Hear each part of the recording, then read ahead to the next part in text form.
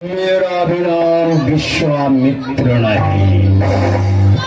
चलो हरिश्चंद्र के तबाही का षड्यंत्र रचो।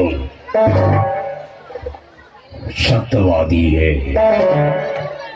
धर्म मार्ग पे चलने वाला है, तो क्यों ना चलो पहले शाम के वक्त उसके फुलवारी को उतार दो, सुअर का रूप धारण करके, और उसके बाद रक्षक माली को पूरी तरह जख्मी कर दो। शाम के वक्त जब उसका माली जख्मी होकर के राजा हरिश्चंद्र के पास जाएगा और सारी वृतांत सुनाएगा, माली का पूरा हाथ दे करके राजा हरिश्चंद्र तुरंत हाथों में धनुष बाण लेकर के उस सुअर को मारने के लिए आ जाए। अगर वो आ गया सुअर को मारने, उसका सत्य वही खत्म, मेरा भी काम यही समाप्त। हर हर महादेव, शिव शंभो। लेकिन उससे पहले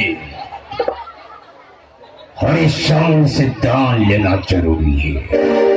स्वप्न में ही, स्वप्न में हरिश्चंद्र से दान, ये राजपाट सब कुछ गुंजी लगाम और राजपाट दान में ले लेता हूं शक्ल में, और उसके बाद फिर देखा जाएगा। हर हर महादेव, शिव शंभो।